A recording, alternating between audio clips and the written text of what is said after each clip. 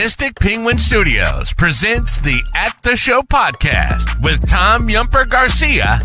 Okay, you people sit tight, hold the fort, and keep the home fires burning. And if we're not back by dawn, call the president.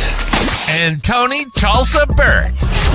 I don't know this industry jargon, YP, MP, whatever, okay? All I know is that I cannot get a record contract. We cannot get a record contract unless I take these tapes. It's almost time, so grab a drink, get your popcorn ready, and join the film discussion with two guys from Chicago talking movies.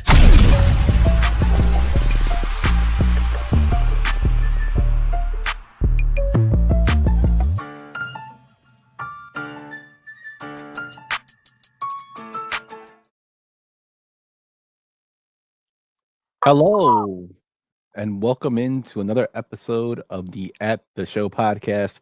I'm one of your co-host, Tom Yumper Garcia, and I'm with my other co-host, Tony the Sugar Baggy Bird. How you doing, my man? I am doing good. Glad to be here on this Friday night. How are you doing, my man? I am doing well. We both had some technical difficulties before starting this pod. My wireless headphones decided not to charge, and your internet was acting up. Say old on this side. Yeah, just you were stopping in poses that were hilarious. I wish we could save all those and use them on shirts and trading cards. Yeah, your face up. And me like trying to find where the hell am I going to listen to this from? But we are here. We're here to bring you the At the Show podcast to the power of the internet, as some would say. We have an action-packed show for you today. We're going to be talking about twists in movies, our favorite twist in particular. We have some films that we haven't talked about before on this show. I want to make sure that some of my picks were made that I haven't mentioned. And I know you mentioned some in yours that weren't really talked about that much when we been doing shows. So it's kind of cool to see some new stuff coming through. That's exactly why I thought I was, as I've said before, always wait in anticipation for your list. And then I could just go to mine and cross the ones off you did, because I'm like, okay, well, and now fill in the rest. And I think we're going to have a real good show. Yes, sir, my man. But let's get into let's get into what we've been watching this week, my guy. Let's do it. That's a me. And also, what were you just watching? So what were you watching this week, Tone? Two movies this week. First off is the amazing John Carpenter movie, The Thing. The reason why I watch The Thing, well, I'll watch it anytime, but I definitely love to watch it during the first snowstorm. It's almost like a call to write for me. I like The Thing for many, many different reasons. Number one, I could say it is a movie that still to this day scares me in a lot of different ways. The atmosphere that which Carpenter lays down throughout is something that I've always enjoyed, but I've also always enjoyed the monster in itself and just what it stands for in the movie and the way just in the entire production flows technically. And honestly, even scenes like this, which don't rarely get talked about, but just scientific talk in this movie, I love too. And in the process, shape its own cells to imitate them. Wilford Brimley kills it in this movie. If you're not familiar with The Thing, really quick, it is about some scientists in the Arctic, right? I got that right, Arctic. Yeah. And they happen to come across something that has been frozen for quite some time and is now unfrozen. And there's a dog, and the main thing about the movie is that it's scary, and these gentlemen on this Arctic science expedition, I guess you could call it. I mean, right? That's why they're there. Why would you say? Right? I mean, yeah, pretty much nailed it. But Kurt Russell. I mean, we've talked about Kurt Russell in our Big Trouble in Little China. Brought him up when I've talked about Overboard. Kurt Russell, to me, this is probably one of my favorite performances. I might even say I could like it more than Jack Burton if you talk to me on the right, because I think it's very, at times, he's solitudic if that's even a word. And then at other times, he's exactly the guy leading them through this hell with this monster. And he does a pretty good job. Keith David's great in the movie. Just a lot of good performances all around. I know you love The Thing, Yumper. What do you think? Yes, love it. Tell us why you love it. Well, it's probably one of the greatest sci-fi horror movies ever made, if not the greatest. Some people consider it the greatest horror movie ever made, which gave John Carpenter the title of King of Horror. Um, Kurt Russell is awesome in it, and to be honest with you, I love Big Trouble in Little China. It probably is my second favorite movie of all time, but I would go on to say that The Thing is a better film than Big Trouble in Little China, and it's just two different performances. But it's absolute terror because you don't know what the thing is, you don't know what it's going to become, you don't know who is the thing, which is the whole anticipation and premise of the film. You don't know who you can trust, and I think Carpenter did a great job with that aspect of it, as well as the special effects in it are just perfectly done, and they still hold up today. The music, which we always get to in a lot of different movies, really drives the point home in a lot of the scenes. The ending, just a doom doom.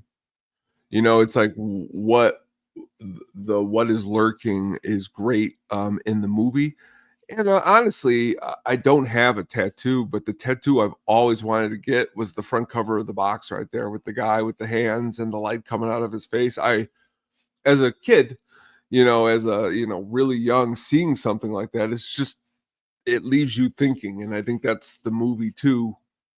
It leaves me thinking a lot too. And it's right. It is probably a better movie than Big Trouble in Little China. But it's also, as you stated, one of the greatest horror movies of all time. So, I know you love Big Trouble in Little China, but I don't know if you would put that in the top, martial arts movies of all time. You love it. It's kind of like Roadhouse. I love it. But is it the greatest action movie of all time? I don't know. So that was my first watch. My second watch, you had brought up to me that you had watched Chef. And immediately I went back into my brain of Mr. Jon Favreau, and I brought back to when I first saw Made. I don't know if you've ever saw Made. It is kind of it isn't kind of. It's like the same crew and everyone from Swingers doing another movie, except this movie is takes place in the mob. And honestly, I know some people have ups and downs on Vince Vaughn, but Vaughn really nails, I think, this role, and Favreau is the grounded role in this movie. And will always remember because I was at Best Buy and I had a couple buddies of mine, and we used to be called DVD collectors. We would just look for cool movies and buy them, even if we'd never heard of them. And I just looked at the front cover of this movie, and I'd heard of Swingers, and I bought it, and I took a chance. And honestly, I know you're a Sopranos fan, and there are a lot of Sopranos things in it, but it's got some humor to it.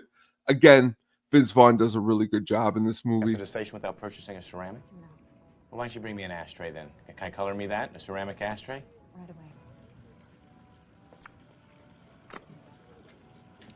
And what color paints can I get you? I don't know. Surprise me. Again, it's just a lot of banter. The script is really witty. I definitely suggest it if you've never seen it before. No, I have not, but Caitlin says no big ZD for you. The mob and comedy is kind of funny because it's played into each other a lot. Like the more I think about it, one of my favorite films is with Hugh Grant and James Caan, Mickey Blue Eyes. Good one. It's one that's just comedy and mob, and then you have, of course, Analyze This and Analyze That. The film with Marlon Brando was basically him, not the graduate. It's when he's basically playing the freshman. When he's basically playing Vito Corleone. When the lizard gets loose at the end of the wall. Yeah, it's so random. And then you have the Michael Keaton film, Johnny Dangerously. Yep. It just kind of mixes well with it's the comedy and the mob more than those serious films. But I would definitely check this one out. I haven't seen Made, so you piqued my interest for it. It's quick, it's a quick movie, and honestly, there's a couple cameos in it, by Sam Rockwell and Screech that you'll never forget. Screech. Oh man, Screech's cameo is memorable for forever, and it's 1 second. It's great. I gotta check it out just for that now. Yeah. So what I watched this week, before I go into that, it's cool that you watched The Thing because yesterday was John Carpenter's birthday.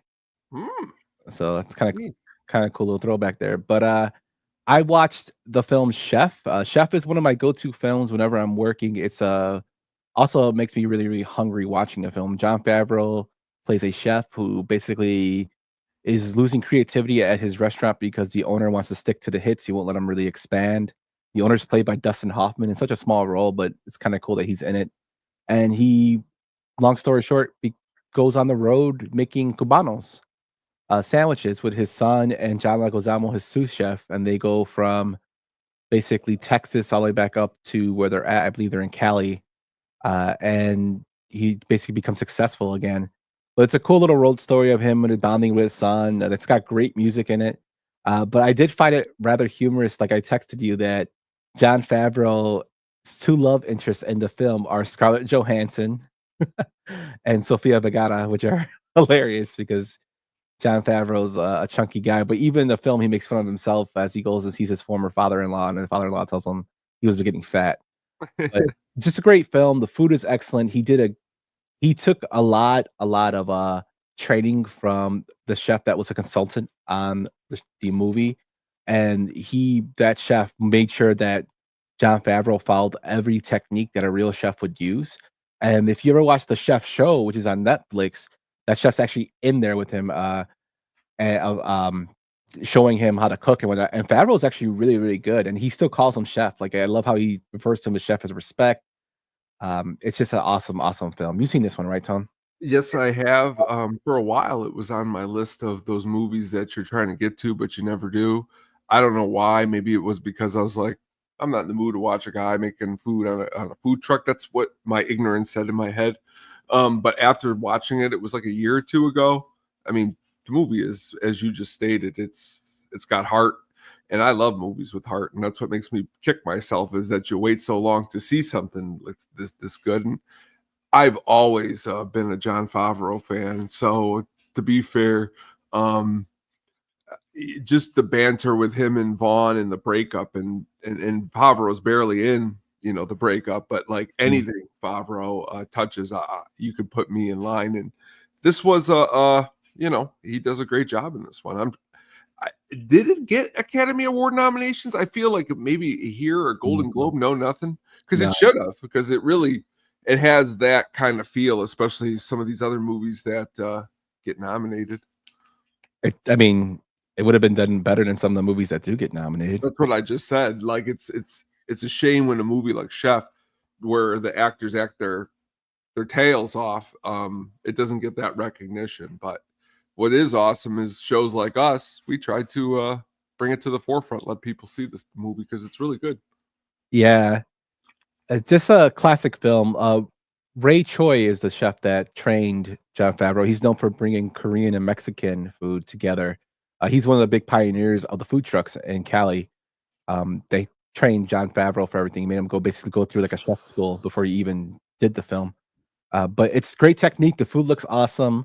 And like I said, good music. And John Leguizamo's actually a very enjoyable character. He's funny, but he's not too over the top like he has to be. And he's not too serious in some of the drama films he's in. So it has a nice little chemistry between him and Favreau. Right there, I got to hold myself because I could probably go on like a 75-minute John Leguizamo awesome tirade, but we'll do that another time. What's the other movie you watched? The other one I watched is due to our friends at the Chicago Sports Films. I happened to be listening to them while I was doing some work this week, and they were doing a Mary F. Kill round of some Tom Cruise movies, I believe. And I believe they had Top Gun, this film, and another, a Mission Impossible. And most of them picked To Kill a Few Good Men. Which, to me, like, have you watched A Few Good Men? Well, if you're asking... No, I'm just asking. No, I mean, we'll get to me in a second, but continue. So I was like, wow, over Mission Impossible is a great movie, but A Few Good Men, really? Like, there's so many like hilarious scenes in A Few Good Men that's not supposed to be a funny movie. But the story is awesome. You have Jack Nicholson with the "You Can't Handle the Truth." That whole thing. You have Kevin Pollak, a comedian in a serious role, but even he does some funny stuff. Just like even though it's supposed to be a serious movie, like Keith Sullivan's character in there is just hilarious the way he talks. Like Kendrick, may I call you John? No, sir, you may not. Just like little shit like that made me laugh. And it's Cruise's best work. And Cruise never graduated high school, yet he plays lawyers in these films and does an excellent job at it. It's just I was just very, very shocked to see they picked to kill it. What would you do? Of those Uh, three. well, I would definitely. I think this is the movie that I would enjoy to watch the most out of the three. I've seen probably Top Gun the most, just because when it was on a lot when I was a kid. Mission Impossible, I mean, that's the one I'm going to kill, not because it sucks, but it's just the worst of the three. I do like that series, but back to this movie here really quick. Again, I mean, this movie is one where when it's released on VHS, we're renting it from the video store, and I sat and I watched it. And little 11-year-old me, 12-year-old, whatever year, what year did you know off the top of your head when it came out? Probably right around 94, 95, 92. So, I'm 10, 11 years old watching this movie for the first time. And honestly, I understood it at that age and I liked it. I didn't sit there and say it was boring. And every time I've watched it before, I mean, Jack Nicholson, come on, man. Is there a movie that isn't even not watchable or great with Jack Nicholson? No, neither of those. They're all really good. In this movie, he does a great job. Of course, we can always talk about the scene in the courtroom that everybody knows, but there's other little scenes that are great in it too, like when Tom Cruise and Demi Moore are working in the apartment. There is some really good chemistry, I think, between them in that scene. Huge Kevin Pollak fan. So Kevin Pollak in anything is great. And I think he does a good job as the third chair of but like, I love The Firm with Tom Cruise. I was always a big, to be fair, this movie, I know it's not a typical, a twist kind of movie, but it is still a movie that I would put into that category of why I like these movies, because you really don't know what's going to happen until the end. It's not like you look at the poster, you see the trailer, and Nicholson's going to be guilty at the end. So I like that part of the movie too. Yeah. And it's not me really razzing on the bums. I just like to joke around with them. But it made me think like just other people's perspectives of films. And their segment is really, really good. I really like when they do the movie segment because it gives me like an insight into their thinking. For somebody that doesn't really watch as many films as we do. But I was just really, really surprised that they chose the other two over this one, which... Well, I'll use, because the only way I always do this, I could use myself, but I'm not going to be a good one. I'll even use like my siblings. They don't watch movies, anywhere near I do. So like a movie like this movie, if you're just a casual movie watcher and you just name those movies that you just did, I'm going to imagine that they all picked Top Gun to be the one that was the best of the three majorly. Yeah. Because it's the one that is the most accessible. I can't imagine, and they might not. I don't know, but I can't imagine, 11-year-old Baloney sitting on the couch and with his feet up watching A Few Good Men and like being like, oh man, I love this movie. You know what I mean? So like that's... In his fairness to Baloney, he was out sick, so it was the other three bums. Oh, well, there we go. We'll get... You know what? That is true. He was out.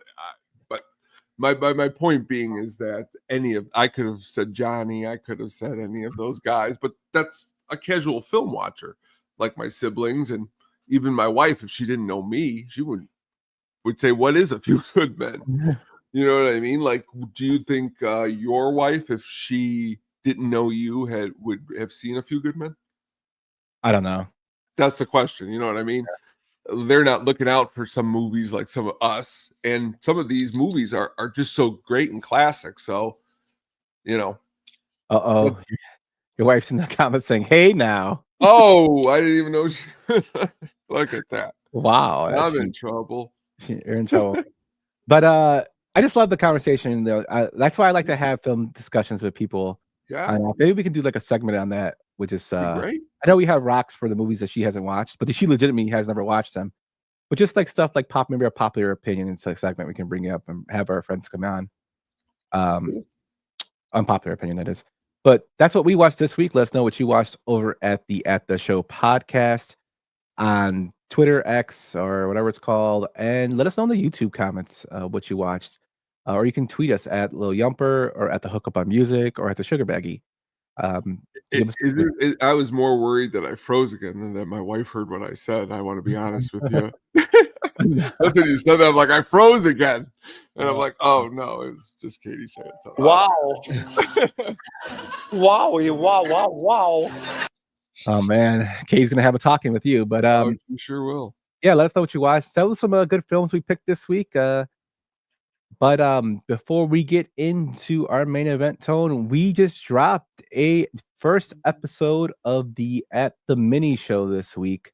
We recorded it yesterday. It was a 37-minute, I think, pod.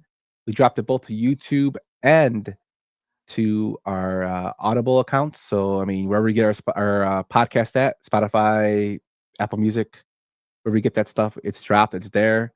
How'd you feel about the first episode? I was going to ask you, like, I don't know, in college, maybe a job, did you ever have to drive a long distance somewhere like a couple times a month or repeatedly? College probably most of the time, yeah. Because like with you, because let's be frank, our last pod was almost 2.5 hours. A 37-minute pod talking about movies is like, I blinked my eyes and it was over. That's how awesome it was. And that's how you know it's a good pod and having a good time is when you look up at the clock and it's already 37 minutes and you didn't even think about it. So to be fair, I loved it.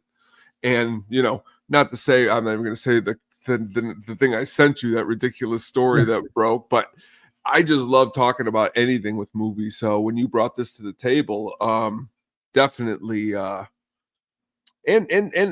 they brought it up in the comments here. I actually had this on in the classroom earlier today, A Bug's Life classic. It's been such a long time. I found the Blu-ray around here and I put it on for the kids. Yeah, I like A Bug's Life, but this came out during the same time, I believe, Ants with Woody Allen. We got into this conversation in the classroom. My question to you, okay, because it was brought up by the middle schoolers.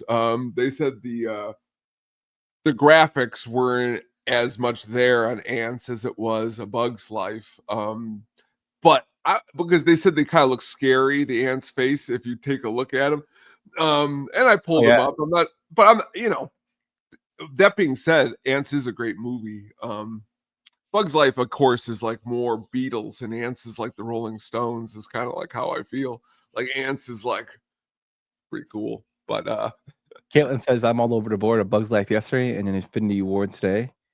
Caitlin, my son has made me watch Endgame, and I am being truthful about this. I've seen Endgame at least 50 times because he loves that movie. So me and my wife have watched Endgame or some parts of Endgame at least 50 times. So, yeah. But I can see how you feel about Ants because they are kind of scary looking and good movie, though. Woody Allen's scary looking. So, I mean, makes sense. I got to the scene where Hopper was choking out Flick, and I was like, damn, Disney, this was stark for us kids. Yeah, and so was Ants. Like, the whole premise of the main ant, he's basically kind of like Hitler, like the supreme race of ants. And I was like, wow. Like, the more I thought about it, I was like, wow. It's gotten to the point where, I don't know if you ever heard of this rap group called Jedi Mind Tricks. Yes. Wow. That's been Yeah. It's been like 25 years since I probably heard that name. Yeah, they use a lot of ants, the general's speeches and some of their songs. That's a good one. Yeah, but definitely two great movies. B Movie with Jerry Seinfeld. That's best work, man. It's classic. You like jazz? I like the honey's name in the movie's Liotta's for Ray Liotta. He's the spokesperson. It's great. Yeah. Rest in peace, Ray. Yeah, that's another good film too. Mm-hmm. But enough of our ranting because we can go on forever just going on sidetracking. Let's get into these films, Tone. we picked some of the films that we think have great twists in them. Some of them are obvious and some of them aren't. But most of all, the films are different from what we usually have been talking about. So you'll hear some new films that haven't been brought up on any of the pods in previous episodes. It's funny watching Disney films as a adult and suddenly realizing these weren't so PG. Yeah, I think they throw those in just so the parts in just so people like the older parents can catch the laugh. I've noticed that in Toy Story, they throw a lot of funny stuff in there for the adults. But Tony, ready to get into this? Let's do it. All right, my man. Let's get into our first one. Well, good for you, Marty. I was gonna let it go. You was looking so happy just now. I was thinking, but to tell you the truth, I'm glad you figured it. Because I have been dying to tell you. I just didn't know who you'd want to hear it from, you know? Aaron or Roy or Aaron. Well, I'll let you in on a little secret. Sort of a client attorney privilege type of a secret, you know what I mean? Uh-huh. It don't matter who you hear it from. It's the same story. 1996 is Primal Fear, directed by Gregory Hoblit, who also directed one of Tony's favorite movies, Frequency. Fallen, Fracture, Untraceable, Hearts War, and he directed 9 episodes of NYPD Blue. The film stars Richard Gere, Laura Linney, John Mahoney, Terry O'Quinn, and Edward Norton. This film had a budget of $30 million and a box office of $102 million. This is my pick. This film I remember watching, and this is when it first came out. I was 10 years old, I believe, and it just blew my mind because we rented it from the store. You think that this person played by Edward Norton has mental illnesses. He's basically, the premise of the film is a person is charged with murder, and they basically catch Edward Norton's character running from the church where it happens. They go into this big backstory of he's guilty. They find him with blood on him, so he's automatically, everybody's saying he's guilty. Then we find out that this character or this person actually has multiple personalities, to where Richard Gere, a prominent lawyer, had accidentally sent a innocent man to the death row to be executed. Tries to kind of build his image and takes this case pro bono, and he thinks he proves that Edward Norton is mentally ill and he needs to go to a hospital to get better, and he'll eventually get released, which is a win for him. And we find out in the end that Edward Norton was the complete mastermind of the whole film, faking it. This is Edward Norton's first film. He was among 2,100 actors who auditioned for the role of Aaron Stampler, who was the main character. He was nominated for an Oscar in 1997 for a supporting role. The crazy thing about this, Tone, is Will Wheaton and Leonardo DiCaprio turned down this role. And Will Wheaton, when they asked him why he turned it down, he was in film school. His manager was telling him, "You gotta take this role." He's like, "You know what? I didn't take it." But it's kind of like when Luke Skywalker told Yoda that he was gonna go save his friends instead of staying with training with him, and he never became a full Jedi. And I'm like, that's kind of crazy. And then I read a further into this, and it says later Wheaton regretted turning down the role. I'm like, yeah. Pedro Pascal also auditioned. James Van Der Beek was considered. It's one of those films that if you haven't seen it, you have to see it. It's a very, very good turning film. It's a good murder mystery, and Norton just shows like he was a superstar in the making. What do you think of it? I could talk a lot too. I really do think Richard Gere is really good in a lot of movies, and he is very good in this movie too, in his role as a schneid, jerk-off lawyer. And to be fair, I love movies where, Edward Norton, he pulls what he pulls, but Gere had it coming to him in a lot of ways too, if you look at it, just because if he didn't, he wouldn't quietly just put his head down and walk out at the end, as opposed to, "How could you have done this to me?" He knows he wasn't paying attention. There was vanity in this. And all the supporting roles, like Laura Linney, she does a great job in this too. That whole last interaction when he is being cross-examined, excellent acting toward the fore by a lot of people. I even like, some just, I like, isn't some of the movie, I believe, is shot in Chicago, which is really cool too, because we're right by Chicago. Yeah. It's cool to see that our city is used for films. It's just one of those films that it's just creepy too. I mean, and me being a true crime nut along with a movie nut, my one of my degrees is in criminal justice. My bachelor's actually. Yes, I know he's at 7. He texted me earlier. Oh, cool. King Ass is at 7. But this film is like one of my favorites because it has so many twists and turns, and it shows, like you said, Richard Gere being that so vain that he doesn't realize the clues. And serial killers have tried this, but they fail because they make one mistake of either touching when they're in different personalities. They usually don't touch during hypnosis to come out.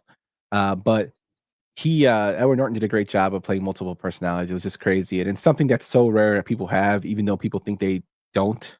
I mean, it's so rare that people to have multiple personality, but people can claim they do. But it's a very, very rare diagnosis.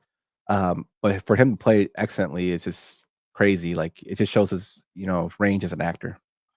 I don't know if it'll ever happen again, but 9 of the 10 movies that we are talking about tonight, I saw at the movie theater.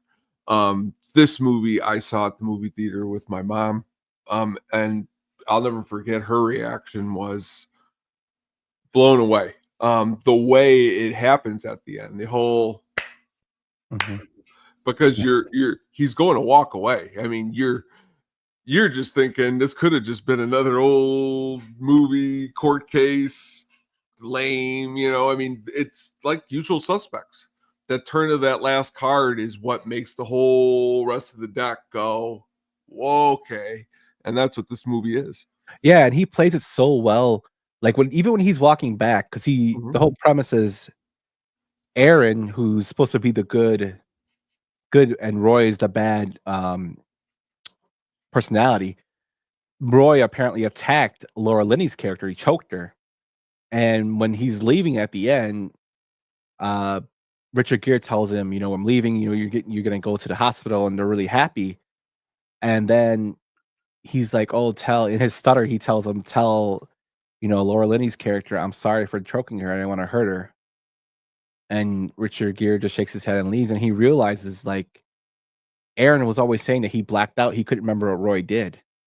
So how would he remember? And when he goes back to see him, like, you could see the smirk on his face because he thinks that Richard Gere walked away. Like, so he's like relief and like the smirk on his face. He does such a great job of acting. Like, it's phenomenal. And then that's when he does the clap, and then he reveals the whole twist. Well, Edward Norton again, he can do lots of different things. And I don't know if you've ever seen The Score with De Niro. His role in that. I mean, again, he can do really cool different things, and I've always been a Norton fan. Again, I've never seen a movie I don't think awful with him. Even the one with Ben Stiller, Keeping the Faith. That's not the worst. Death to Smoochie is a great film too. That's a great film. Yes. All right, my man. Let's move on to your pick. Speaking about games, I couldn't help but overhear you talking about CRS. Well, the reason I mention it is I took the test today at the Montgomery Street office. You did? Kudos. So yours hasn't started yet? No, not yet. That was one of the questions I had for you. What is it? What is it? The eternal question. 1997's The Game, directed by David Fincher, who also did Seven, Zodiac, Gone Girl, The Social Network, Panic Room, and Alien 3. The film stars Michael Douglas, Deborah Kara Unger, Sean Penn, and James Rebhorn. It had a budget of $50 million and a box office of $109 million. This film, Tone, is your film, but it's the inspiration for our thumbnail for the pod. Well, only a penguin's in there instead of the little guy, but I thought it as a homage to you. I like that. Thank you. But tell us why you picked this one. It's so funny because all this stuff happens just by coincidence. But Caitlin brought up that King Butt is seeing Seven tonight, which I remember seeing Seven at the movie theater when it first came out. And my mind, as we talked about when we did the deep dive, was blown. And I just needed whatever this director was doing next. And when this movie was released that weekend, I went to the movie theater and I saw it. And sometimes I don't know if sometimes it doesn't happen like this anymore, because usually I could say, well, was I so excited that I would have liked anything that was on the screen? No, that's not true, because I went and seen a lot of movies that I was excited for that sucked and we made fun of them. So like there was something about this movie that really brought me to it. I think it seemed to be very deep. And that's my favorite type of movies, are movies where you really got to follow along what's going along, because I hate to say it, unlike some movies like a standard action movie, there's a lot going on in this movie. But the performance of Michael Douglas, he reminds me again like another Richard Gere, is solid. You put him in anything, he's going to do a pretty good job. I think when you watch Seven and then you watch this movie and then you watch Fight Club, this movie definitely sticks out of the three as probably the ones that not a lot of people have seen out of all of David Fincher's movies for some unknown reason. I enjoy it though because of the way the whole movie builds. Michael Douglas is again even more callous and vain as Richard Gere is in Primal Fear. He has pretty much no family that he has around anymore. He seems to be lonely. He is divorced. He is a businessman who, it seems to be, doesn't care if he fires people at any point. And his brother comes along, who he hasn't seen in a while, Conrad, played by the amazing Sean Penn in this movie, to great degree. And Sean, he's not in the movie more than 10, 15 minutes if you add up all of his screen time. But the screen time he does have, he nails the part. There's a line in the middle of the movie that he says that I've probably said a million times when something bad's going on, and it's, I pay him more to make it stop. He's in the car and he says that to him because, man, sometimes when things suck, man, I would pay more to make it all stop. But the way the twist happens at the end is something that, to me, I remember being in the theater watching it and just being blown away by the fact that you think Douglas is going to be gone, and you realize that this whole entire thing was to put life in perspective, in a different perspective, for Mr. Douglas. Yeah, it's kind of like I think of it as an evil Christmas Carol. Like, yeah, I never thought of it like that. I like that. But the crazy thing about this film is, we talked about Seven, and when I did notes for this, Fincher actually wanted to make this film before Seven, but Brad Pitt hadn't become available, so he did. Brad Pitt had become available before doing this one, so he did Seven first. But this one is, to me, it's really, really done well. A lot of twists and turns. You kind of peek through the tea leaves to see what's going on. I always thought like he was gonna get killed. That was the whole point. Somebody's trying to get his money. That was when I first saw it, I'm like, somebody's trying to get his money or something. But then just reading and rewatching it, you see like little clues, like when he goes to the restaurant, Deborah Unger's character is actually a waitress behind him. If you look when he goes to eat, like she's actually in, like, so like, okay, she's there. So, and then later on she's in, so you're like, oh, it's pretty crazy. I thought Sean Penn was very, very well in the limited time he had. I know they had asked Jodie Foster to be his sister first, but she changed her mind and wanted to appear as his daughter. And Fincher and Douglas were like, nah, we don't want to do that. So we're just gonna give it to Sean Penn. She sued Polygram, which is the distributor of the film, for $54 million. And I don't know if they ever got how much she got paid out or what, but I haven't seen the results of that case. But it's crazy that she wanted to play his daughter. And it's a Jodie Foster? Yeah, Jodie Foster. Well, it couldn't have gotten any far because 2 movies later she stars in a Fincher film, so they must have made up by Panic Room. Yeah. But just great like film that doesn't get enough recognition. I know you talk about it a lot because we talk about amongst ourselves, but a film that doesn't get enough recognition for the twists and turns it gives you. It's a film that you should check out. It's one of Fincher's, like, I guess, hidden gems, even though he has a lot of great movies. This is a film that doesn't get talked about enough. Again, the way Douglas at the very end, I think that's what I enjoy about the whole entire movie, is that at the end you can see Douglas is changed by the whole entire experience, as opposed to, if your brother did this to you, would you take a swing at him? Would you hug him? I mean, what would you being who you are? I mean, me personally, I don't know if I would have had as a positive reaction as Douglas did. I'd be pretty fucked up. I mean, oh yeah, pretty bad. The graveyard, Yeah, waking up like he's in a crypt in like Mexico. Like, what the hell? car going off the side of the road. I mean, but that's why the movie, I think, it plays very well. I also love some of the there's just a lot of as you stated, it's like, okay, to the point real quick. The clown in the movie, that whole scene, it's like, it's eerie. I mean, it's not scary, but there's some eeriness to the movie because you don't know, why is this clown? It's on the TV. I mean, when you first see it for the very first time. Yeah, it's just the whole point is making uneasiness, and Fincher excels at that. He did it with Seven. He does it with Zodiac. Just a perfect example in Zodiac is just hearing the Zodiac killer breathing on the other line when he calls. Great movie. Even in Panic Room, the anticipation or the fear that they're going to break in. Gone Girl too. They're going to find out. Even in Alien 3, he does that. Where's the aliens coming through? Even though it's more of a horror movie, this one he builds a bunch of anticipation and worry, and you get nervous, like your heart starts beating, and that's the whole point of it, is to make you think like, what the hell's going on? And watching Fincher films, you're always doing that. You're always thinking, what's going to happen next? Why is this here? So you look for clues. Like Seven's a perfect example. This movie's another one.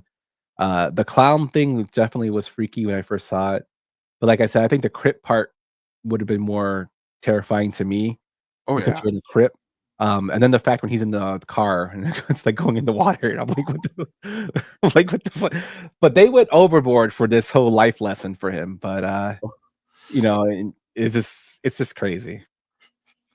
It just makes you think of all the other bad characters in movies. Was this guy really the worst that deserved all of this to happen to him? This should have happened to Uncle Frank. They should have put his ass in the game.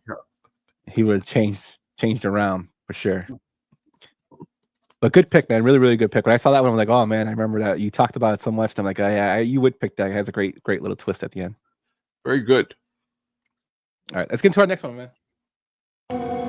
What's the matter? Where is my daughter?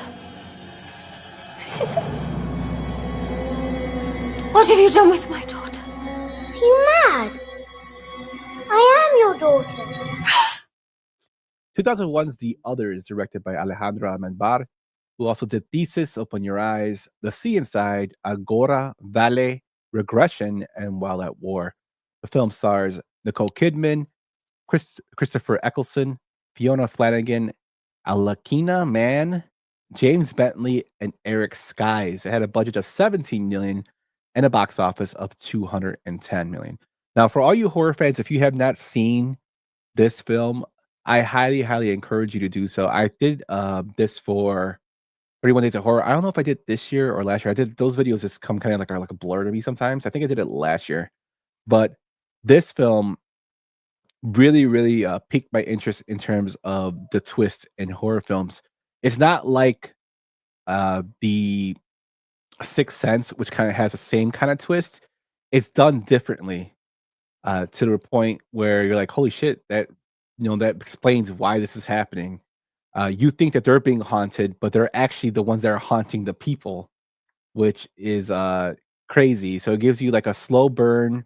Nicole Kidman does a great job. They explain the reason why the kids are locked in rooms because they have a skin disease known as xeroderma, which basically makes it extreme sensitive to light, which is why they're always in dark rooms. And she makes sure the doors are locked so nobody opens up the light on them and makes them in pain. I thought Nicole Kidman did a great job in the film. The director did a great job creating scenery. It's got it's got that eerie feeling to the film, and the plot twist at the end just like blew it out of the water for me. I really, really enjoy this one. What about you, Tom? Same thing. Excellent vibes in the movie. Another one I remember seeing at the theater. I also remember though, like this was one where I remember my buddies were a little what's the word I'm looking for? They weren't in the mood to sit quietly during a movie when we saw this one because it's not one where there's a lot of action, so you gotta like be quiet. And I remember getting angry and telling them to shut up and stuff like that. And it ruined the experience because I remember walking out being like, I don't even know what the hell happened because these guys were talking the whole time. And when I rewatched it later, I definitely enjoyed it. There's a scene I always think about, another one I always make the joke about.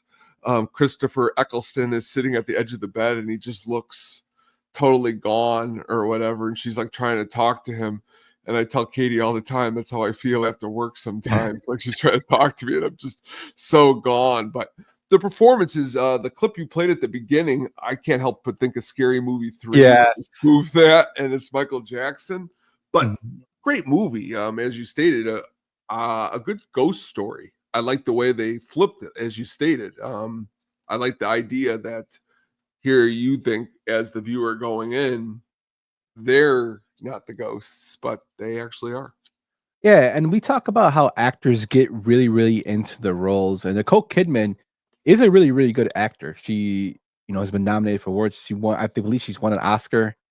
She actually quit during rehearsals because playing Grace the mom gave her nightmares. She didn't want to make the film because it was really, really messing up her everyday life. Now, I'm sure filming in like dark scenes all the time probably played an effect on that too, because most of the scenes were shot in like gloomy air time or at night. It kind of freak you out too, especially when you're with horror, but it just shows how much of the script actually weighed on her throughout the film. But I think she did a great job. The kids did a great job. The daughter especially was awesome in the film. But I remember when I watched and they're in the room, the girl and her and her brother in the room, and they're talking about the boy that's staring at them, and you expect a ghost to pop up, but it never does. But she's like, oh, he's in the corner over there. And now when you think about it, that they're the dead ones. So was the boy hiding in the corner because he saw them on his bed? Just the part where she's in the room with the statues and the cloths are flying off.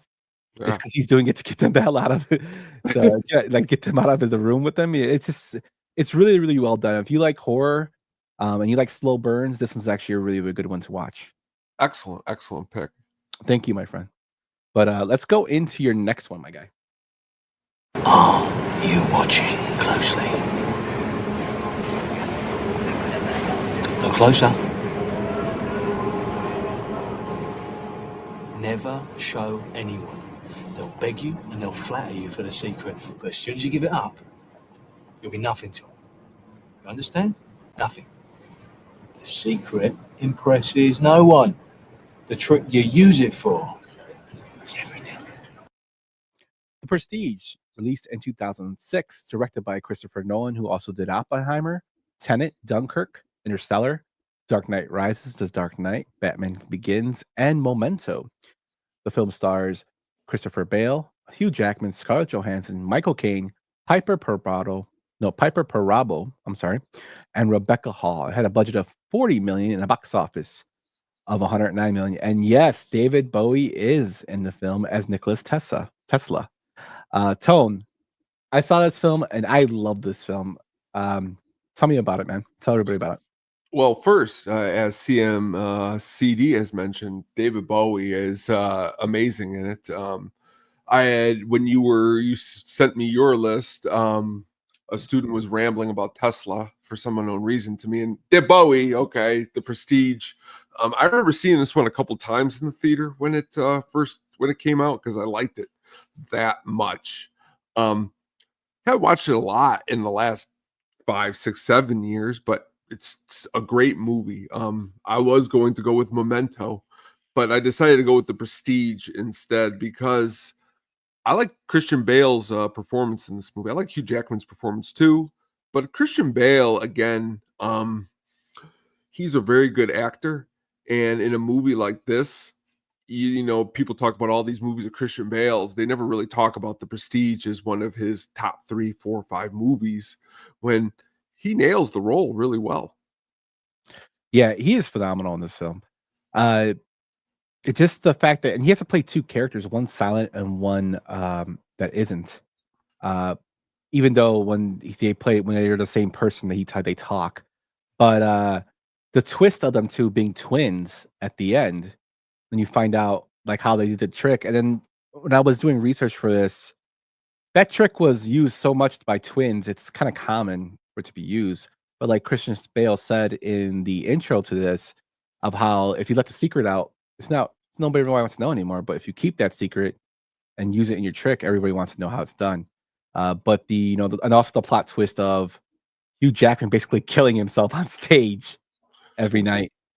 Because Hugh Jackman that's how, again, another man driven by this insanity to do exactly what Bale was doing when he didn't realize that all Bale had was the twin. Like, Yeah. like it's something so simple that like he didn't realize it, and all those clones that were in the water. Oh my Lord, yeah.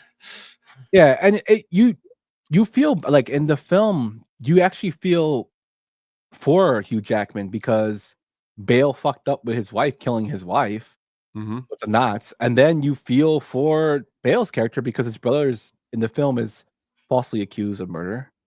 But when I was reading in the novel, he actually is not framed. He does in fact wreck the transporter man trick, and he creates it gets into a sticky situation. He gets locked up, but I thought the film did a better, I guess, use of it. And doing even more research because I'm a nerd, there was a person named Chung Lee So who was a stage character created by William Ellsworth Robinson, a white man who disguised himself as a Chinese man to cash in an audience's enthusiasm for the exotic. Robinson lived as Chung, never breaking character while in public. He died in March 1918 with a bullet catch trick gone wrong. Oh, Jesus Christ. There's no doubt about his last words. They're either "My God, I have been shot," or "Oh my God, something happened." Lower the curtain. Either way, they were both his last words and the first English he had spoken on stage in 19 years. So this had some inspiration from Mr. William Ellsworth, which is kind of cool.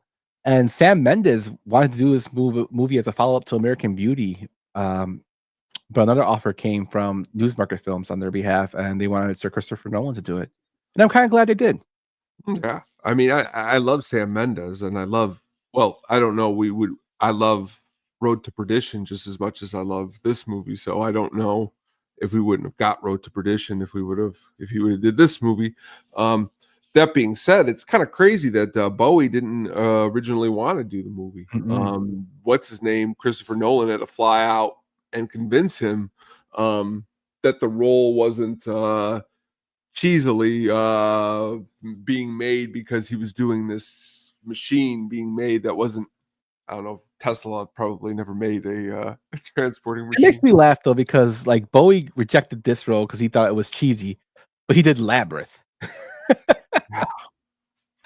Yeah. I love Bowie and Labyrinth, but I'm just saying he did Labyrinth. I mean, come on, Bowie. You did it with Muppets and like he had this role is a little bit closer to Bowie in The Hunger, where he's like quiet. I mean, he's not in this movie at all, very barely. But again, when he is, I'm glad they were able to get him because I mean, who else are you getting?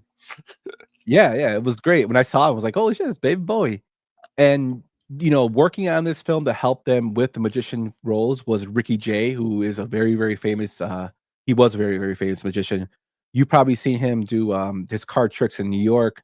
I think another film that I can remember him exactly is in Mystery Men. He was Captain Amazing's agent, but he is phenomenal, and he's like a Penn and Teller type that doesn't get enough respect or recognition in films. He's always been a consultant on some of those magician films. And the last thing, Tone, is I just read this right now. Alfred Borden and Robert Angier are the two main characters in the film, and their initials spell out Abra. Wow. Abracadabra. Very cool. Very actually interesting. Yeah, it kind of makes me want to read actually the novel now to see how the differences are between the book. But yeah, this is a great, great film. Whenever it's out, I watch it. It's this came out, and I think The Illusionist came out next with Norton. And I would take this film over Norton's film any day of the week. But this But movie's a little bit more of like a lot more of a trick, a lot more of a turn. Like Edward Norton's is more of like a straight up performance, which it's not a bad movie either, but yeah, definitely. yeah, but if you haven't seen The Prestige, definitely check it out. It's one of Nolan's, again, films that doesn't get talked about enough. Along with Memento. Memento has not been recognized as much as it should be. But this is a very, very good one. Good pick, Tom. Thank you. Let's move on to our next one, my man.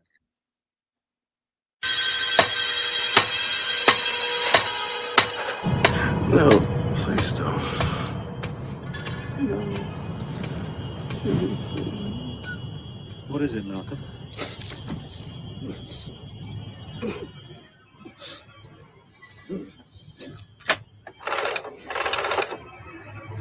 Malcolm? Whores don't get a second chance. 2003's Identity, directed by James Mangold, who also did Logan, Indiana Jones and the Dial of Destiny, Ford vs. Ferrari, Night and Day, Walk the Line, Copland, and Girl Interrupted. The film stars John Cusack, Ray Liotta, Amanda Peet, John Hawkes, Alfred Molina, and Pruitt Taylor Vince. They had a box office of $90 million and a $28 million budget. This is one of my picks, and this film, I think, does great because it has two twists. The first twist is revealed in the middle of the movie when you find out that all these people meeting at a hotel during the rain, where they're all in certain situations, car breaks down, they're looking for a murderer, they're transporting a murderer. You know, they all have the same birthday, which is a 1 in 115 sextillion chance that would happen for all 10 people to have, you know, the same birthday.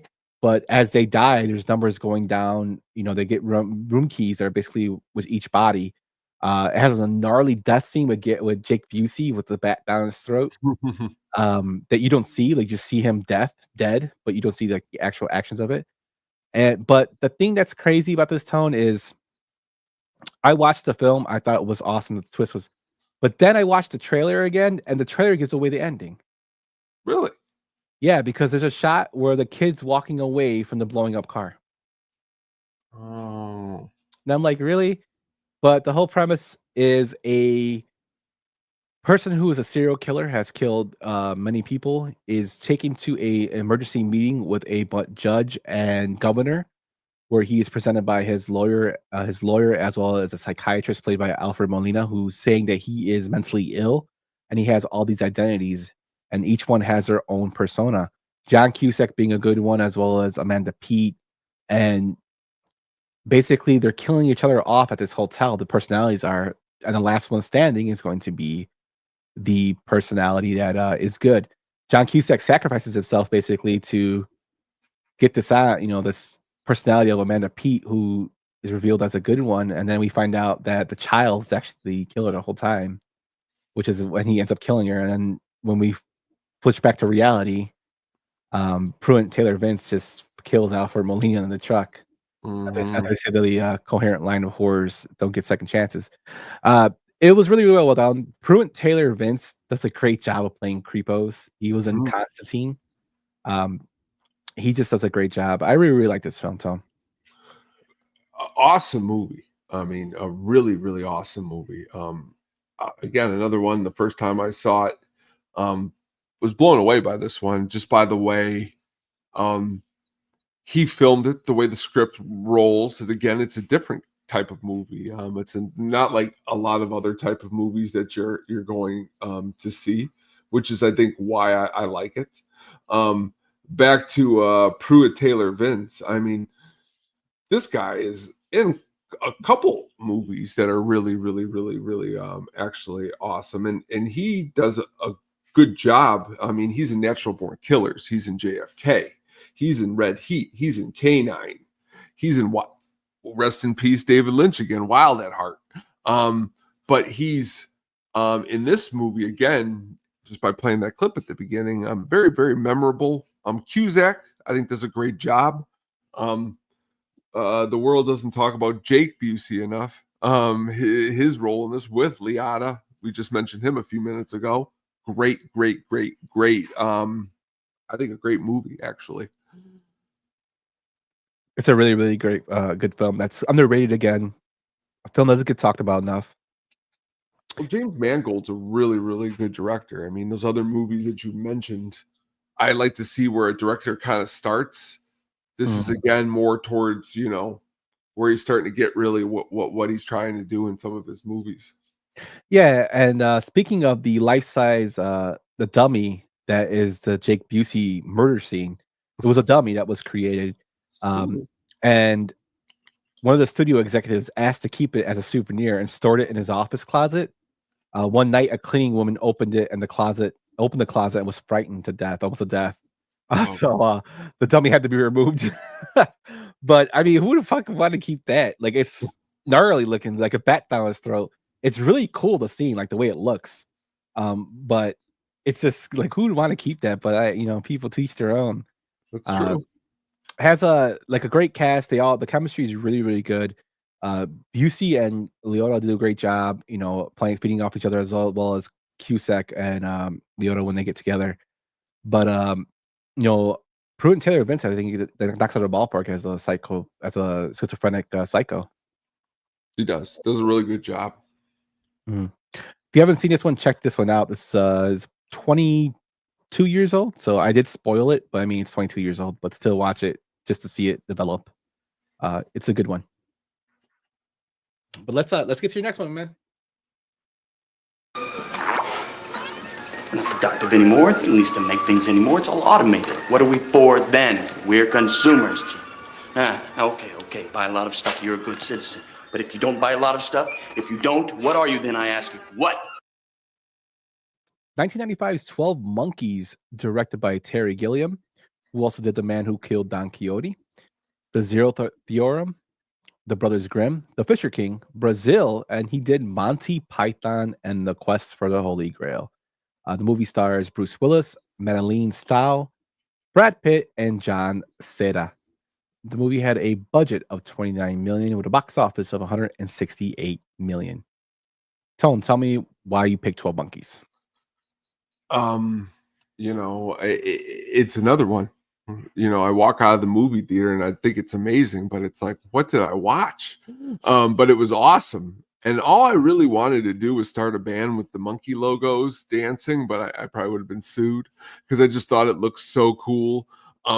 Why I like this movie? Because again, the performances are awesome. Do you really, when you think of Bruce Willis, think of 12 Monkeys? No, you don't. You don't think of it at all. You don't even think of it probably in his top 5 or 6 or 7. And again, another great performance because it's different for Bruce Willis.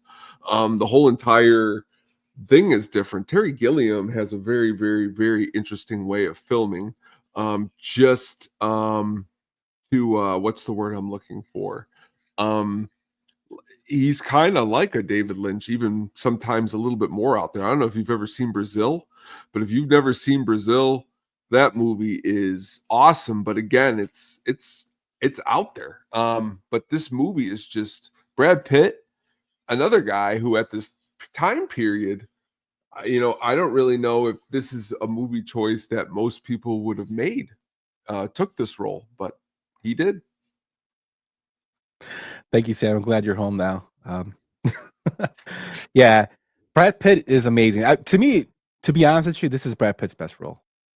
I think he does, just if you haven't seen this film, watch it just for his performance because he plays a schizophrenic. Well, not schizophrenic. He plays a patient with mental disorder. I don't know if he's schizophrenic. I don't really say, but he has a mental disorder. His dad's rich, and he basically steals the show. And Bruce Willis is a criminal from the future, and he kind of plays a straight man to Brad Pitt's crazy man. And just like even this scene you're showing, like his eyes, like the way his jitters, his mannerisms, he knocks it out of the ballpark, man, as a mental patient. And you like the twist with him is what he's supposed to do something very, very bad. Then you find out it wasn't that what he was supposed to do. It's just, I don't want to get into this because this one I won't spoil because it's so good that you have to watch it. But Terry Gilliam sets you up like with a lot of suspense, a lot of anticipation. Bruce Willis, who's known mostly for action films, but I mean, he does show his acting chops in The Sixth Sense. That's one of the films that came later, but this is pre Sixth Sense, and he does a great job of showing that strong, character and that strong actor role that doesn't have to shoot people, even though he does have some action scenes in this film. But when doing research for this, the reason that Willis did so well is that Gilliam told him, "We're not doing any of Bruce Willis's his tricks. We're not gonna go to his old hits. Those greatest hits, yeah. Yeah, we're taking that away." And I thought that was brilliant because, it made him become a different actor. Like, it just think of a film that you take away Arnold's "I'll Be Back" or Arnold's "Smile" or whatnot, and you made him just be Arnold. Like, how would he do? Well, like, I mean, to be fair, when you did do that in End of Days, did Arnold pull it off as well as He did a great job. I mean, Yeah. like but not to this extent, but he did a great job. Yeah. But like, just it makes them be an actor. Like, you're more of a, not saying they're not actors in terms of action movies, but it's just a whole different genre. But this film made him Well, I think grow. Bruce, I mean, I think Pulp Fiction opened the door for Bruce to be able to like do something a little bit different and expand his chops. And this movie had no problem with letting Bruce, expand and not be, I love Striking Distance, but being like, a Striking Distance type of movie. Yeah, Christopher Plummer was Pitt's father. It's just John Cena's in here as a small place. Christopher Meloni's in here. Frank Gorshin. Just like little small roles are in here that make it so well.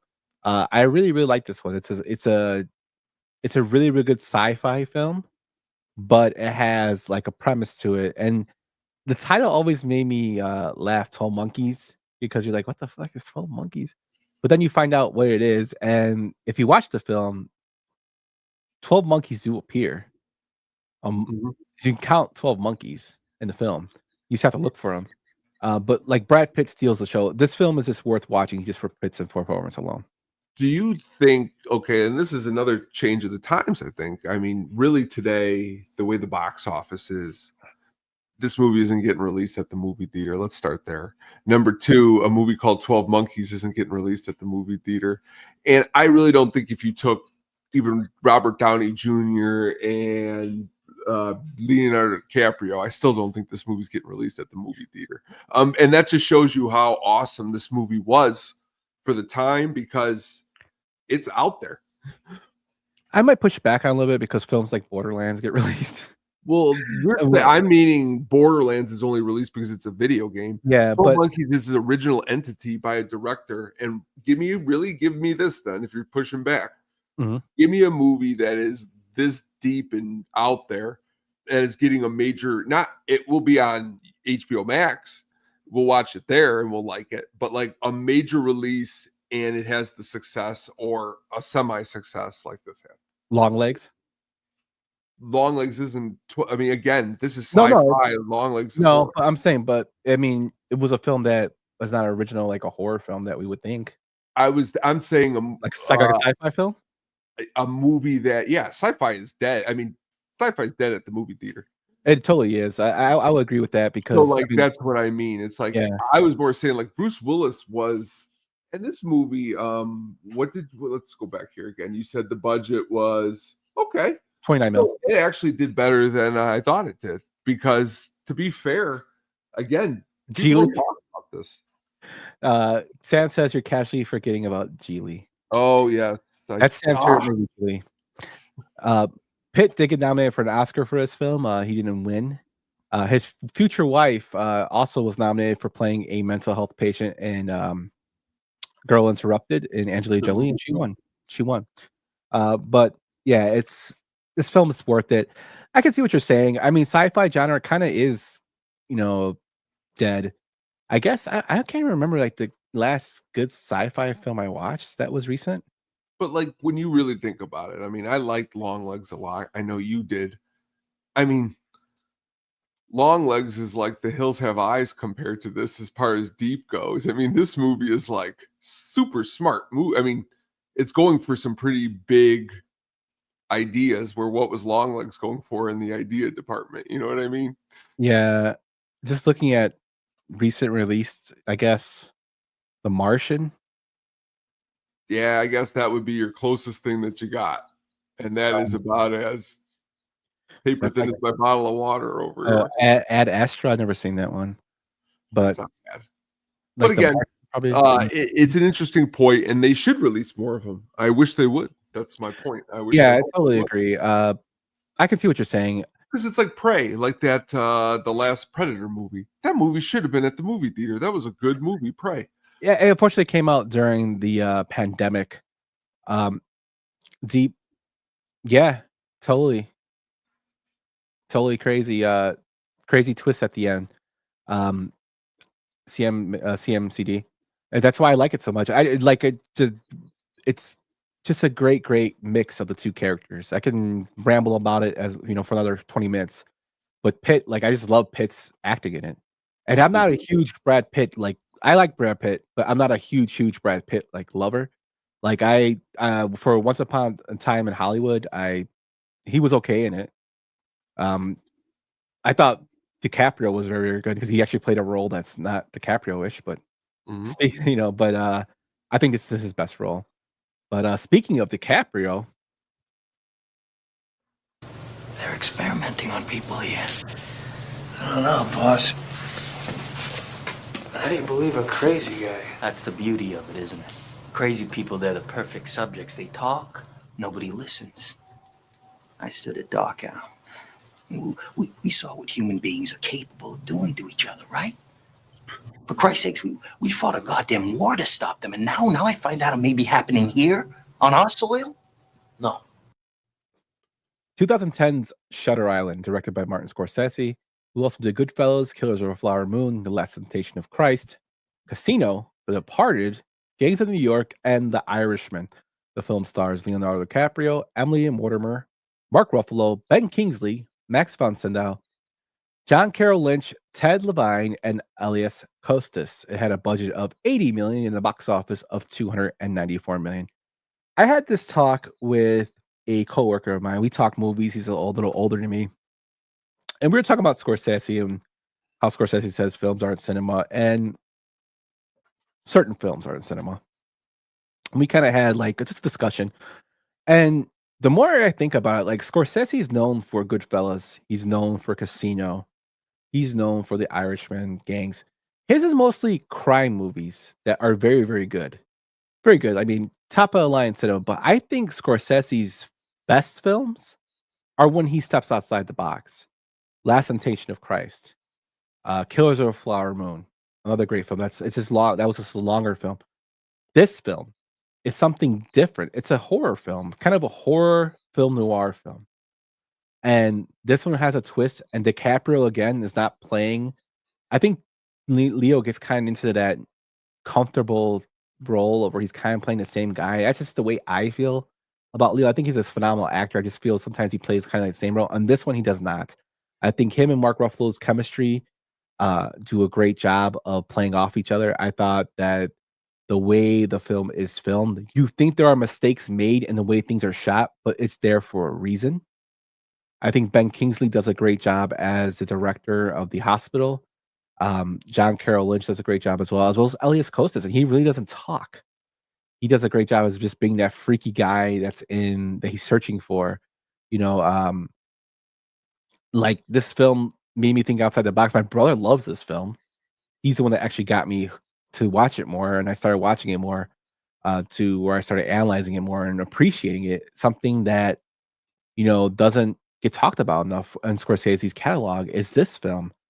Should get more recognition. I really, really love this film, and to find out that David Fincher was considered to direct this film, this is a total Fincher film. Like this is total but it's done by some consider one of the greatest directors of all time, is Scorsese, and he knocks it out of the ballpark. What'd you think, Tom? Definitely knocks it out of the ballpark. Great movie. Love the twist in this movie. Liked it a lot the first time I saw it, but I think I loved it a lot more the second time I saw it because I got to sit and really pay attention more to the little details.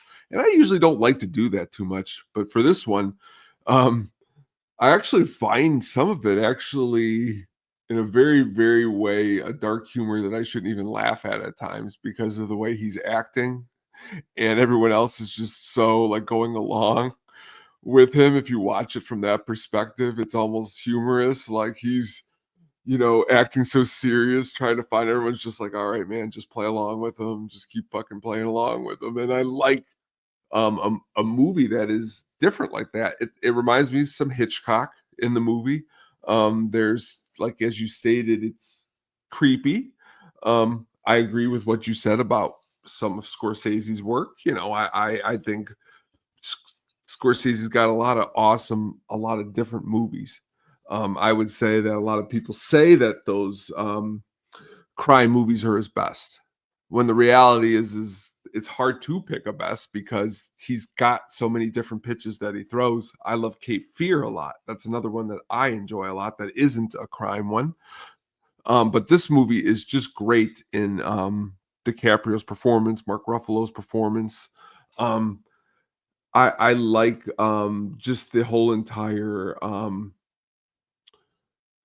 I don't like, no, let me rephrase my word. I was gonna say I like the way he went crazy. No, I mean I like the way they portrayed, like with him and his wife and the children, and you could imagine that that's kind of how it would really be at times. Like there's parts of your mind that you would just close off, I guess, like he does in the movie.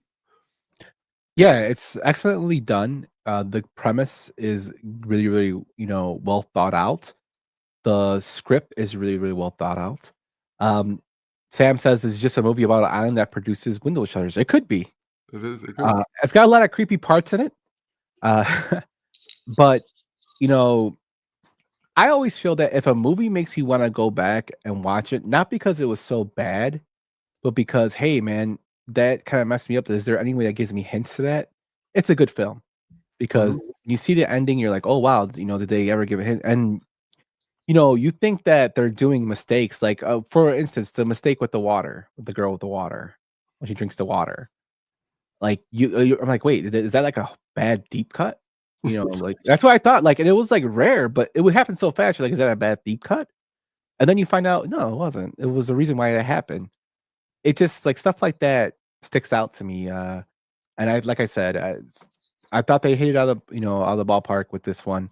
It's something different, stepping outside of your comfort zone, and he does a great job with it for this film. Also, I love the fact that Ted Levine's in this film, and for those who know him as Buffalo Bill from Silence of the Lambs, he's in a Scorsese film, so he made it, man. Buffalo Bill's in the Scorsese film as well. Ted Levine rules a lot. He's in a couple really good roles. Yeah. Guys like Scorsese, Spielberg, they could pound out a production pretty quickly, like get it up off the ground, film it, get it in the can, and get it released. I remember there was a time period with like Minority Report, War of the Worlds. Like every year, Spielberg was coming out with a movie. Scorsese, this was like this around this period, he had like Wolf of Wall Street. He's got this, and they're like coming out, not long periods between them. And I like when a director can do that, and especially when they're amazing movies like this one. Yeah, even Wolf of Wall Street, like, is another. He didn't totally step out of organized crime. It's a different film, though. Totally a different film, and even like I said, Killers of the Flower Moon, totally different type of crime. It's just not organized crime that he excels at. But I love when directors do that. They step out of their comfort zone, and he's one of the best to do it. I'm not gonna. His films are phenomenal. But I'm saying I just love the fact that he stepped out of his comfort zone for some films. Well, that's what's cool is that like I will always like Casino more than Goodfellas. That's a different conversation but because Casino is like Goodfellas feels like it's in a box. It's organized crime in a box, where Casino, it's more organized crime in like a big stadium setting. And then, you got, as you said, Wolf of Wall Street, even a different kind of organized crime, which is, he's just so good at doing different little things. Yeah, and I'm totally with you with the Casino thing, but my reason more is because Casino has Chicago ties more than Goodfellas. Both are great films, but I like Casino more because, and plus Sharon Stone's in it, and I was a big Sharon Stone fan. Oh, yeah. Sharon Stone's great. James Woods too. Organized crime in a box versus organized crime in a casino. Yes, sir, Mr. Reeves. He cracked me up with this comment saying Jurassic Park Fallen Kingdom star Ted Levine. Yes. But Shutter Island's a great film. If you haven't seen it, watch it. Look for the clues. Look for the twist at the end, and you'll love it. I really enjoy it, and I know you do. But this next film that we have coming up has another, great twist in it as well. So now I need information to make things right again, and you're the only one that can give it to me. There is no right. You can't change who people are without destroying who they were. Who says you can't make things better? You can't play God, son. It must end with me. Just by being here, you may be killing your mother. That's bullshit, I'll send you a postcard when I made everything perfect again. 2004's The Butterfly Effect, directed by Eric Bress and J. Mackie Gruber, who also did Ghost of War. It's kind of crazy when I looked up these two directors, cinematography and filmography. They didn't really have much besides Ghost of War. They did like other shoots of this film, but nothing else really. The film stars Ashton Kutcher, Amy Smart, Maloney Walters, Eldon Henson, and Eric Stoltz. Had a budget of $13 million and a box office of $96 million. Tone, tell us why you picked this one. When did I ever think on a movie show that I ever be a part of that I talk about an Ashton Kutcher film in a high regard? But the script in this movie and the whole idea and the basis and the way it's filmed, I think it's really done well in the aspect of like, I don't want to call this like a teen movie like the American Pies, but I mean, it is based with teens. So like you could say that, but it's a really, really, really twisted tale. Like, I mean, I think this movie is really, really, really could again, leaves you thinking, it messes you up. Ashton Kutcher, I think, does a great job. Again, a lot of just the way the story is told. You have Ashton Kutcher, okay, who again is a college student who experiences these blackouts with his head, and it pretty much like, how it's so tough to explain. Like, the blackouts bring him to trauma throughout his life, right? I mean, kinda. That's kind of how it feels. So the film is called The Butterfly Effect, and basically we have a definition here. The butterfly effect refers to major events of the future being changed by something as innocent as stepping on a butterfly, or for the intro to this film, a butterfly flapping its wings. This comes from a 1952 Ray Bradbury story, The Sound of Thunder. In the story, a time traveler goes on a safari to hunt dinosaurs. The animal is known to have been doomed to die within minutes by a tree fall, so his death won't matter, and they are suspended above ground on a projected trail and wearing hazmat suits, but the man panics, falls off the trail, and the hunt is over. Upon his return to the present, he finds that history has taken a disastrous turn. As he takes off his hazmat suit, he sees embedded in the mud of his boots a crushed prehistoric butterfly. The sound of thunder in the story is a self-inflicted gunshot wound. So if you think about it, if you want to have like a more condensed version of what this film is about, it's basically The Simpsons when Homer goes back with the toaster, going back in time and changing things, kind of like a thing like that. But in this case, Ashton Kutcher's family has where they can actually use a solid object or memories to actually go back to that time period. His is a book. His dad is a picture album. But it's beautifully done. It's really, really. And it also has an awesome fucking soundtrack. The Oasis song, "Cry Out Your Bleeding Heart," I think it's called. It's one of my favorite songs that's from this. It's actually the song that plays at the end. It's one of my favorite songs from them.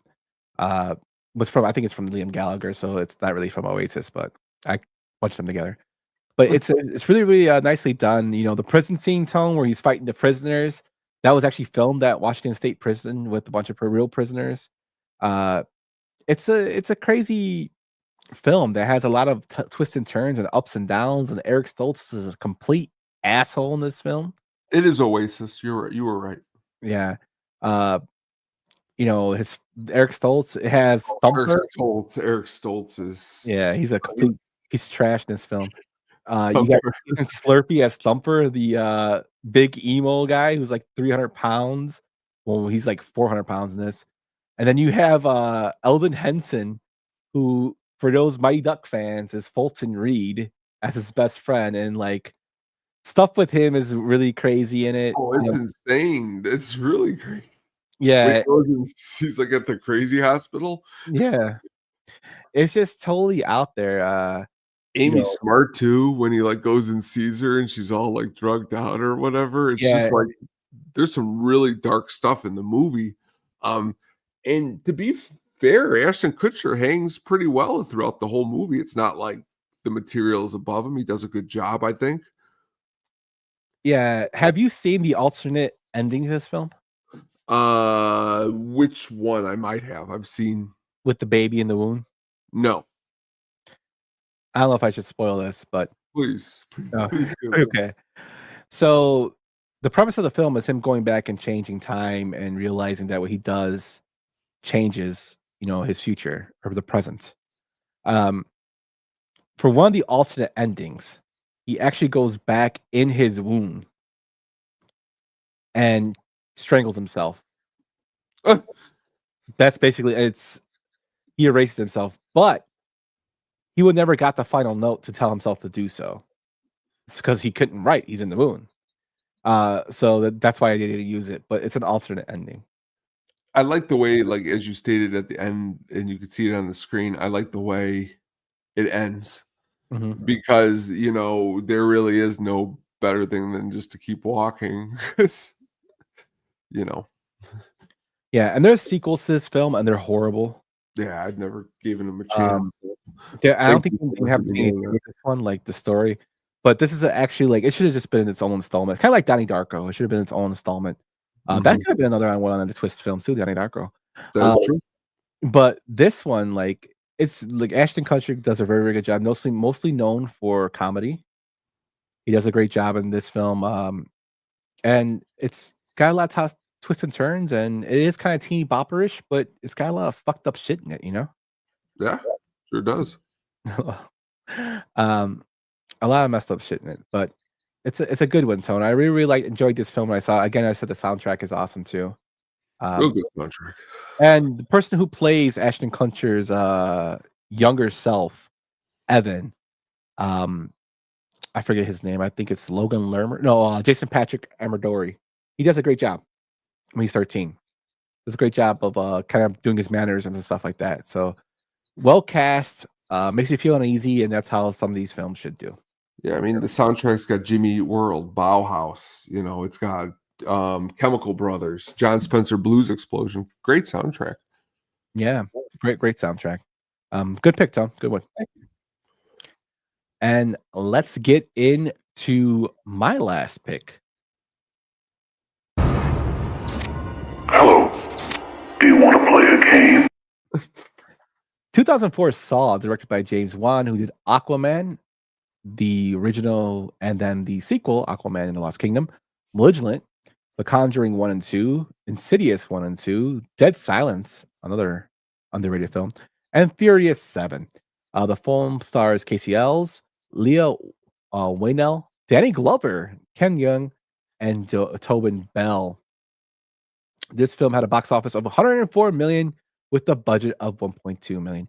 If you watch The Sopranos, this film inspired Cleaver, which is what Christopher makes his friend, right? Because he said that Saw movie made $100 million on a $1 million budget. He makes him write the Cleaver film because of this film.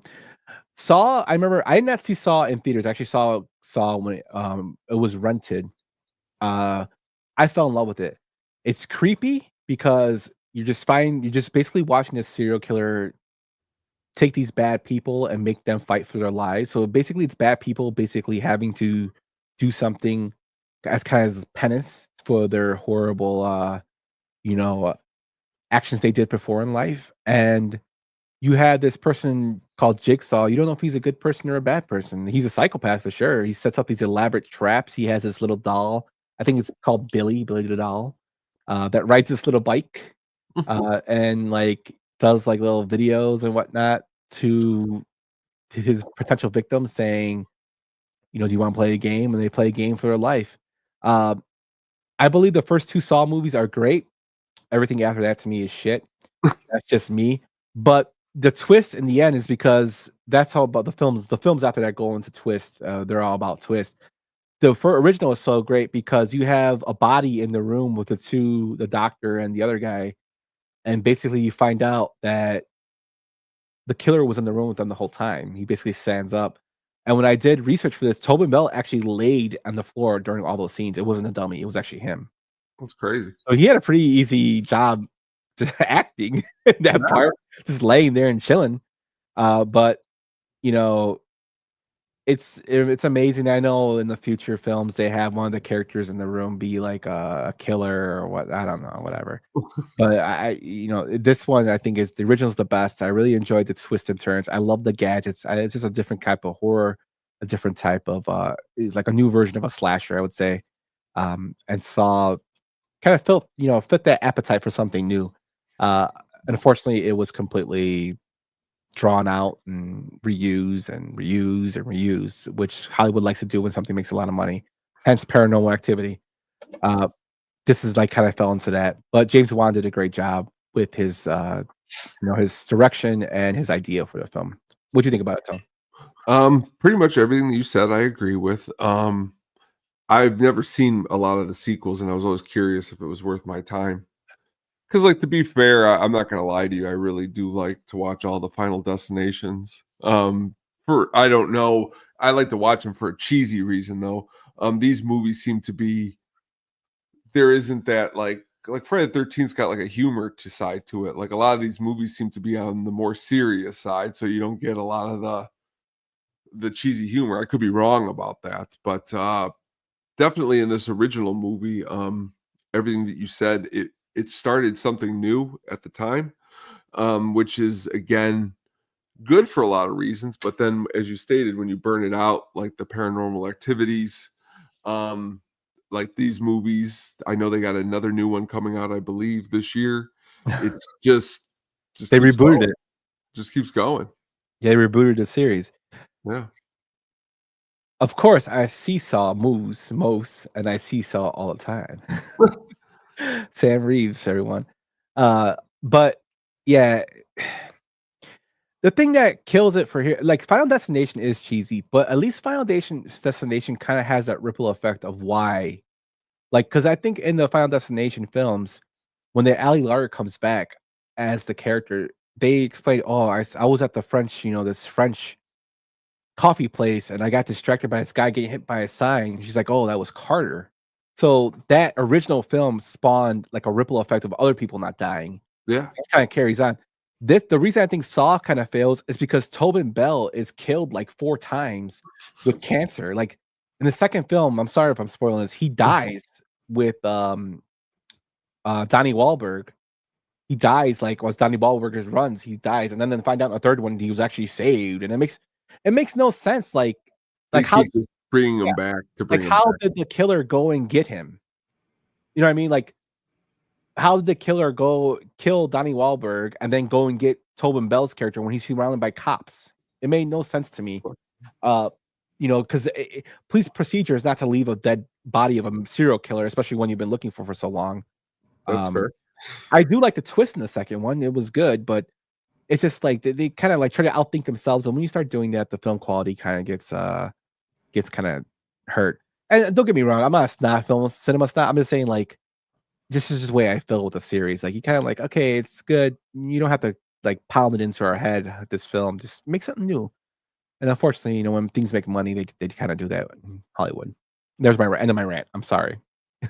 I liked Carrie's performance in the movie. Oh yeah, he just showed up recently on X-Files. I keep watching that, and Carrie in anything you can count me in. So I like the movie because he was in it. Danny Glover again was, come on, Predator 2.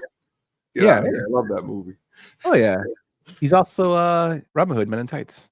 Oh, great movie. Yeah, I mean, It's just one of those films where if you haven't seen it, check it out. Check out the original. Check out where this craze came from, and you'll see how good the original is. Unfortunately, then you'll see, man, the other one's really bad. And I tried to give the Chris Rock one. You didn't watch the Chris Rock one, right? I was going to ask you about that as a joke, but I held back Spiral. Yeah, I watched it, and it was okay. All right. He's a generational talent, Sam. Sure he is. He is. He's like well, here you go. You'll like this. When Family Guy made Michael Moore the greatest actor of all time, that's Curry Ellis. The greatest actor of all time. But any movie with Danny Glover, I'm gonna watch it. And this film, I watched it and I enjoyed it. So I'm sorry I had to go on another rant, but I guess people like when I rant about films. But yeah, that's just the way I feel about this film.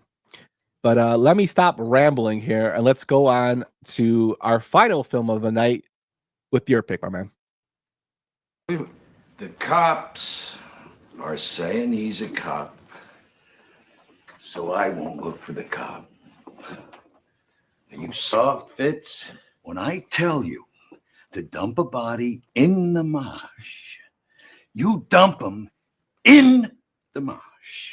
Not where some guy from John Hancock goes every Thursday to get a fucking blowjob! Don't laugh!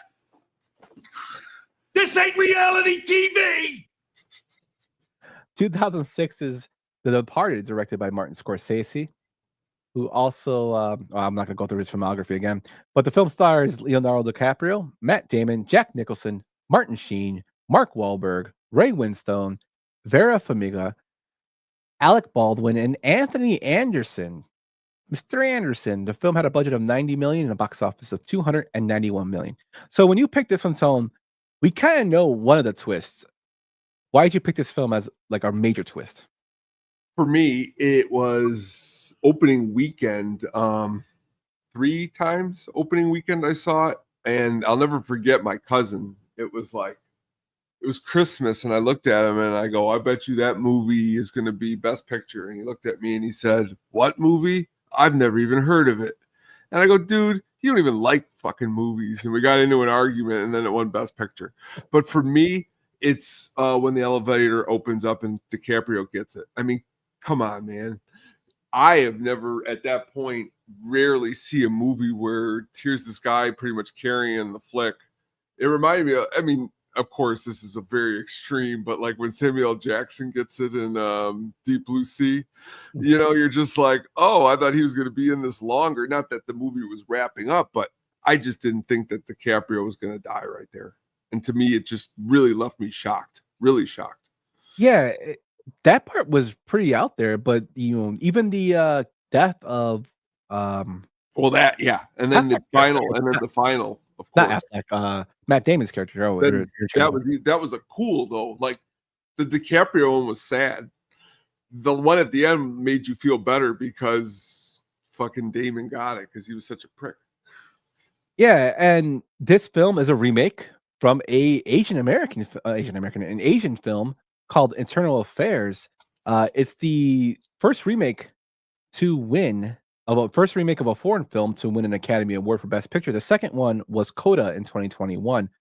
This film won 4 Oscars and it was nominated for 5. It won Best Director, for which Martin Scorsese won. This was his first Oscar and only Oscar to go along with Best Picture. So that was his second Oscar. And those are the only 2 Oscars he's ever won.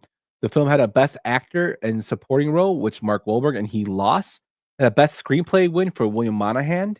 And a Best Film Editing for Thelma Shoemaker, which she was able to win. So it went 4 out of 5, so good for them. This is a film that Scorsese considered his B movie, which I always thought was hilarious. DiCaprio does a great job in here. One of my favorite lines in this film is when he's with his cousin and they're doing drug deals, and he goes, these Puerto Ricans think they're so smart. Although if they were so smart, they wouldn't be Puerto Ricans, which always cracks me up because the actor who plays them is Puerto Rican. But it's a great film. He's great in Superbad, where he's like, got fucking period blood on my pants. Yeah. Oh, hey, we're blood brothers. What? No, but it's, you know, the chemistry between Jack Nicholson and Rainn Winston. I don't know if it's Winston or Winstone. they have a great chemistry. And then when doing research for this film, he plays Mr. French. They hated each other on the film. Like, Really? hated, yeah, they were very, very not very, very boys in the film. They didn't get along very well, but they sucked it up and did a great job in the film. Also, I'm just thinking of another part too where he's like Babu when the gangsters are trying to get money from the guy at the convenience store. Like, Babu, you want this guy to come behind you and hurt you, Babu? Come on, your friend. And the guy from the store is like, you keep calling me your friend, but you keep calling me Babu. My fucking name is Singh, motherfucker. Just that part makes me laugh too. It has so much comedic, fun in it, but it's also serious. And then of course Martin Sheen does a great job in it. It has a lot of good, comedy and a lot of good improvisation by Jack. Jack basically got to do whatever the hell he wanted to. And the film's loosely based on James Whitey Bulger, who was a complete shithead. Ray Winstone also asked Scorsese to make him Mr. French and had the part written for him. Sam busting out the trivia here. Great job, Sam.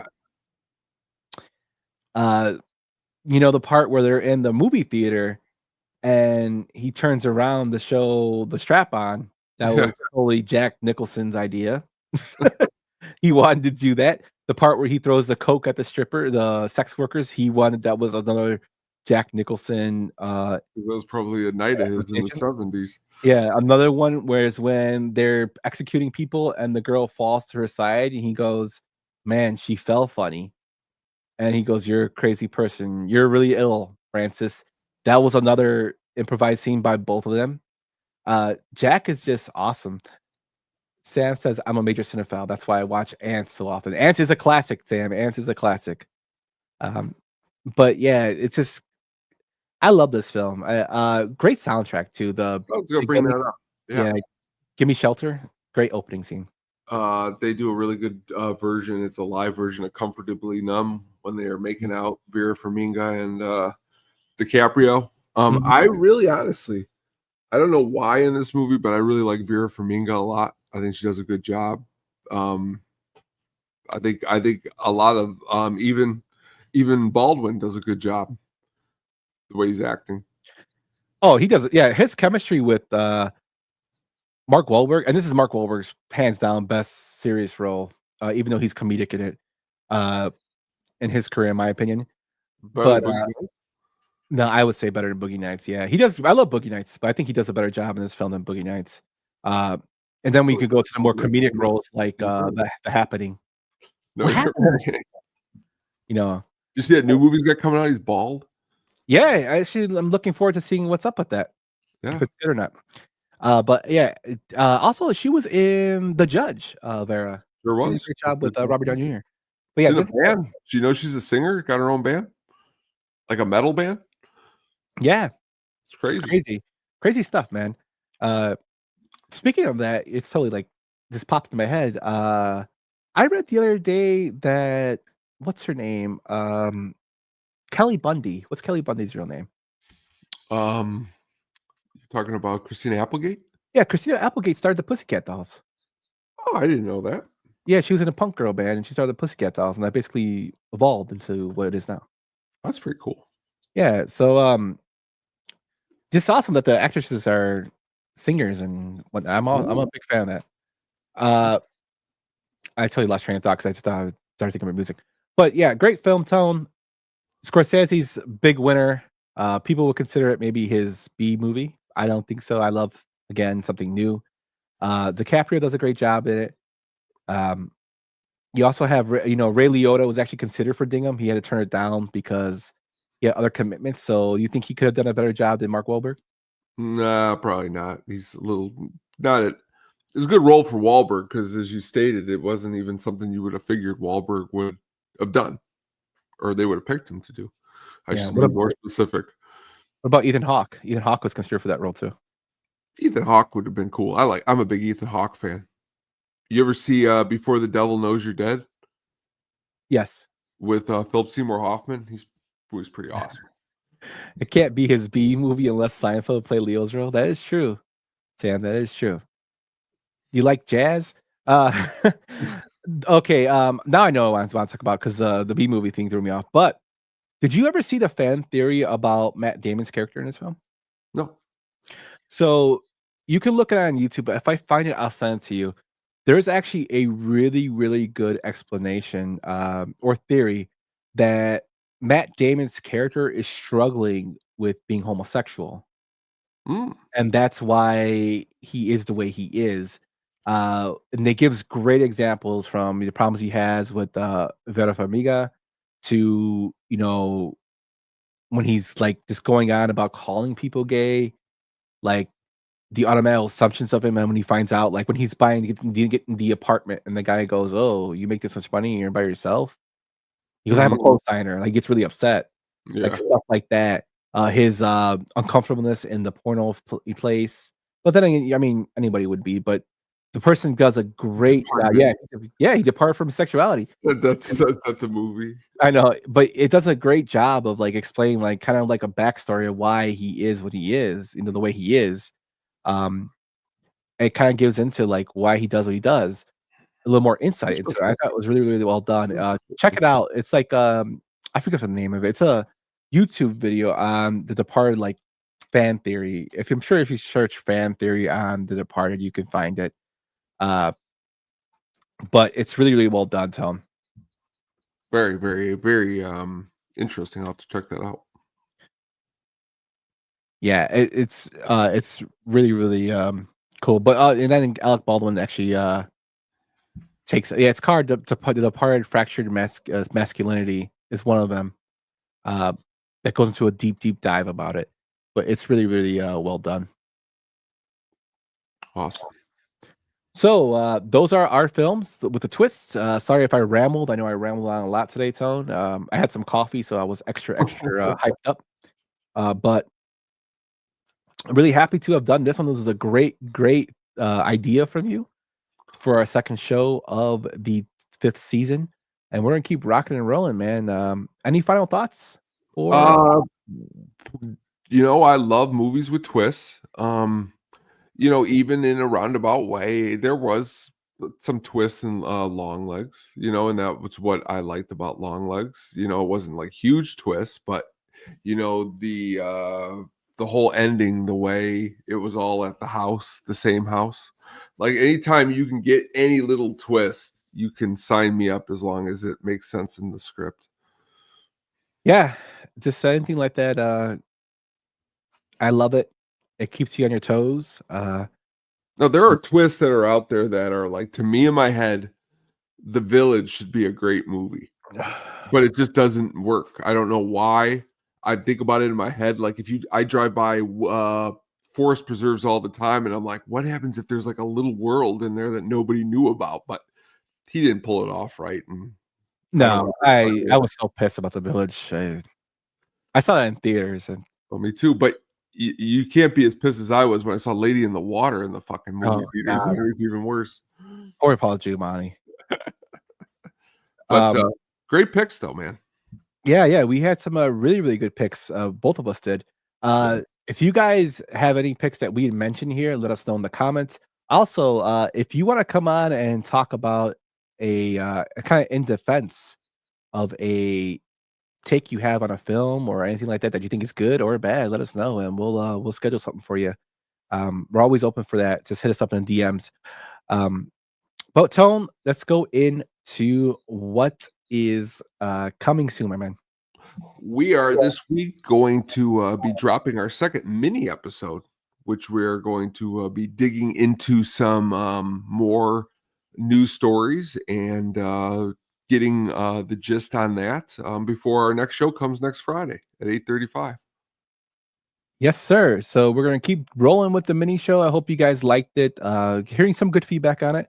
Keep that feedback coming to get us better at doing that show in more of a flow. It's totally different structure than the one we do here. This one mostly has us going into our favorites. That one has us discussing more about what's going on in the entertainment industry as a whole. Shout out to people in California with the forest fires and the wildfires. We hope everyone's safe out there. We talked about the Bob Uecker and passing of David Lynch on the show. So check out our tribute to them there. But yeah, it's just something new that we want to try to give you guys some extra content for those who listen to us on the, audio waves. So Yes. Always a good time digging into any aspect in movies. yeah. With that tone, before we go into your Sugar Baggy soundtrack pick of the week, thank you everyone for watching this, listening to this. You are the reason we do this, giving us your time. We appreciate that. King Ass, thank you so much for being in the comments. CMCD, thank you as well as Caitlin. If you guys want to watch us live, you can check us out on the Disc Penguin Studios YouTube. We do a show every Friday at 8:30. If you want to join the show, come in here and talk. We're always open to reading comments. So if that's what you hear on the audio version, that's what we're doing on the live version. So sometimes you might not get the joke, but if you come in the chat, you can see what's going on. But with that tone, let's get into your Sugar Baggy soundtrack pick of the week. The Sugar Baggy soundtrack pick of the week.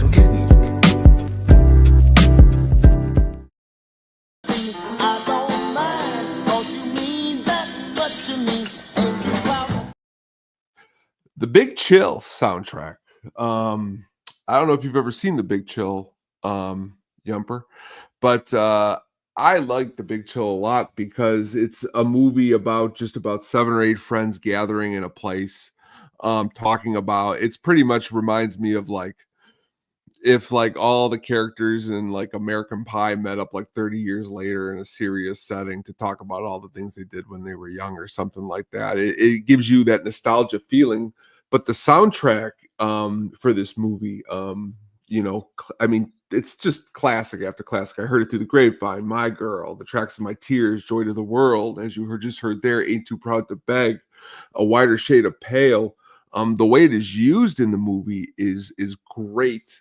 The whole around movie in itself is really good. If you are a fan of, let's just say, Major League, you can go ahead and watch, Mr. Jake Taylor play a heartthrob that the girls enjoy in this movie. You can see William Hurt, who's an amazing actor, Glenn Close, but really the music in the movie makes it. And from everything that I've heard, the soundtrack is known to be one of the better ones of all time, just based upon the songs that I mentioned, because they're such classics. I mean, of course, you may hear some people say things like, "Oh, this is a boomer soundtrack because it's all a bunch of old songs, blah, blah, blah, blah, blah." But if you really, really think about it and use some imagination, the movie and the soundtrack itself came out in 83. And in 1983 is, it's a lot of keyboards and Depeche Modes and New Orders and all of that. And it's really, really cool to think that a soundtrack with all these classics came out and made an impact. And, it did peak all the way at the Billboard Top 200 in the United States at 17. But honestly, a lot of songs also not in the soundtrack. You got things like the Steve Miller Band are used in the movie, but not on the soundtrack, which is a thing that usually happens, but a good all-around soundtrack on the Motown label. Yeah, and you're saying boomer music, this is the music I grew up on. And me too. The reason being is because I would hang out with my abuelito. We would listen to oldies in English and Spanish. They were just Spanish versions of the English versions. And then when I would go by my grandmother's house, my mom's mom, she would listen, and we would stay up playing rummy, gin rummy. When I would stay by her house, she would listen to oldies all night. John Decker's Landecker. Remember that from 104.3, the Golden Oldies. We used to listen to that all the time. Yes, I am a boomer, Sam, but it's music that I grew up on. It wasn't from my generation. I was 7 or 8, but it's music that I grew up and made me appreciate music. I still listen to oldies. Sam Cooke, I still pop him in every once in a while. I do. I do. I think I'll use more of a line like Mailman Jack said the other day. It's a cool place to visit, but you don't want to stay there. the past, and sometimes I love to stay in the past sometimes. And with the Big Chill, I was just covering my own self. If like some 16-year-olds like, what, these songs are from the 50s, 60s. No, they're awesome songs. And honestly, I love the Big Chill movie itself. I've watched it a You couple times. you should have picked that song I put for the vibes the other day. Chained, the Japanese song There that we go. that fits magic. Was like, what the hell did I just watch? I like that song. It's catchy to me. I don't know what the hell he's saying, but it was very catchy to me. I don't know Japanese, unfortunately, but maybe I should learn just to learn that song. But I've been listening to a lot of foreign music. My buddy got me into listening to a lot of foreign music outside of America, like Japanese music and whatnot. So I just started listening to like stuff that sound cool. But again, you want to check out a really what's a subdued performance by Jeff Goldblum, trying to play it cool. He does a good job in this movie. I'm a huge Kevin Kline fan. Earlier you mentioned, I believe, Phoebe Cates. Maybe it wasn't you, maybe It was yesterday in the that was. See, I'm thinking in my head, it wasn't just me telling myself Phoebe Cates is here. I was thinking of this joke I made with my wife about myself and Anna de Armas. We'll talk about that later. But that being said, great soundtrack, great movie. I was looking for something I'm always with these soundtracks trying to come from all different angles. Last week we did Mission Impossible 2, which had, Metallica and Rob Zombie. Tonight we decided to go back to the classics, so that's where I was with the Big Chill. Yeah, man. And they were used. So, I mean, if you ever seen the film Stepmom with Susan Sarandon and Julia Roberts, Ain't No Mountain High Enough is like one of the biggest songs in there. And that's an oldie. And it fits this movie perfectly. I mean, it's good to have the oldies in there, man. You can't always have the new stuff. No, not at all. But good pick, Tone. I have not seen the film, but I will check it out. I just saw this. If there's no Fetty Wap, the Almain shit. Yeah. Can you put that on a shirt for me, please? Sam, have that as an ass shirt.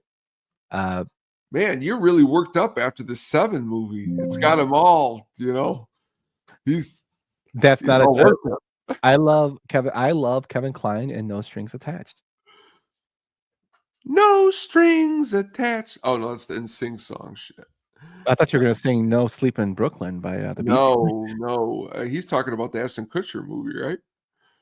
I guess. No Strings Attached. Oh no, it's No Strings Attached. With is it Ashton Kutcher or is the one with Justin Timberlake? There's like the same film. Oh, it is. It's Justin Timberlake.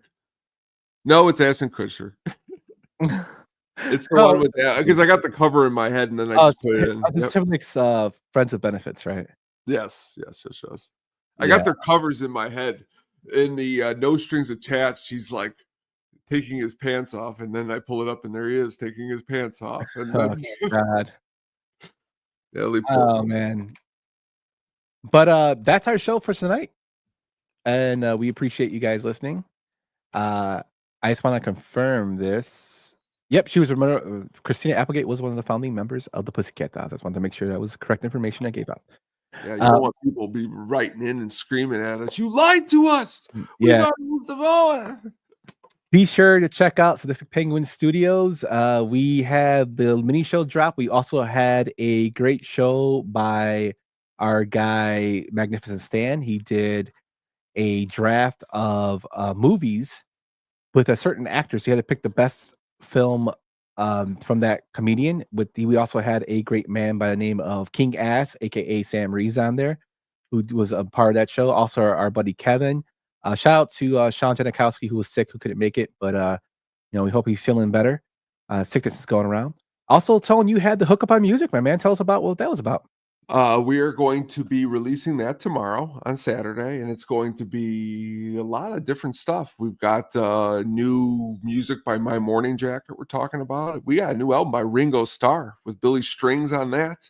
We're going to be talking about Miles Davis, Frank Zappa, a lot more other stuff. So please tune in tomorrow. It's going to be really, really good. I'm sorry. If peeing in your pants is cool, I'm gonna be Miles Davis. Miles Davis. I should have had that ready when I said that. Man. Then, if I'm not mistaken, this Tuesday, on It's Getting Drafty, I'm going to be on there, and we're going to be doing I think it was a drafting or band or something like that. Yeah. So we got a lot of stuff coming at the Penguins site. We're gonna have some blogs dropping sooner or later. We're getting that going. So we got a lot of stuff coming on, and we'll be dropping our stuff here with the films. I'll probably be dusting off martial arts gems soon when I have time. I know Tony's got some stuff in the cooker. Yeah, I think if I could really, really get it together tomorrow, I may come up with an article that maybe if I could think of a couple twist movies we didn't talk about, real deep cuts. We'll see. We'll take a look. But definitely a great episode. Yeah, I dragged this on so we can get over the 2-hour mark for our guy Cotton. We did. So Cotton, we are over the 2-hour mark right now. I'm looking at it. This is for you, buddy. But everybody have a good night, and we will see you next week. Take care. Thanks for listening to the At the Show podcast, a Sadistic Penguin Studios production. Game over, man. It's game over. What the fuck are we gonna do now? What are we gonna do? Maybe we could build a fire, sing a couple of songs, huh? Why don't we try that?